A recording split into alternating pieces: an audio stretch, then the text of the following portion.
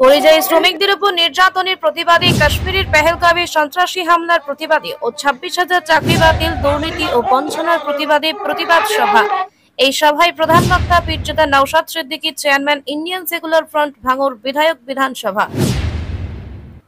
মঞ্চে ওঠার আগেই ডোমকল শহরে আইএসএফ কর্মীদের মোটর বাইক টোটো র্যালি করে এই প্রতিবাদ সভায় শামিল হন। সেই ছবি দেখছেন আপনারা এস বাংলা পর্দায়।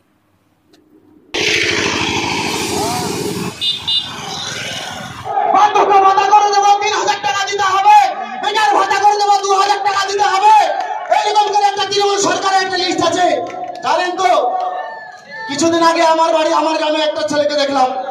আমি পুলিশ প্রশাসন ভাইদেরকে ছোট করে বলছি না, সমস্ত পুলিশ প্রশাসন ভাইরা এরকম হয় না, কিন্তু আমার একজন গ্রামের ছেলে যার 15 কাঠা জমি কলা বাগান ছিল, দুষ্কৃতীরা কি করেছে, ওই কলা গাছগুলোকে সমস্ত কেটে ফেলেছে। থানায় গিয়েছিল, থানায় গিয়ে কমপ্লেন করেছে, তো বলেছে 1000 টাকা দিলে পরে ইনকোয়ারি করতে যাবো। কেন?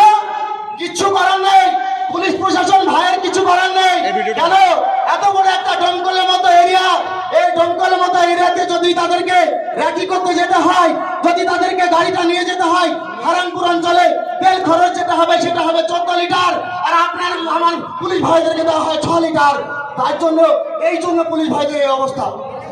আমি পুলিশ প্রশাসন ভাইদেরকে দোষ দেবো না, দোষটা কার আপনারা নিজেরাই বুঝে নেই। আমি আমার শীর্ষ নেতৃত্ব আরো আছে।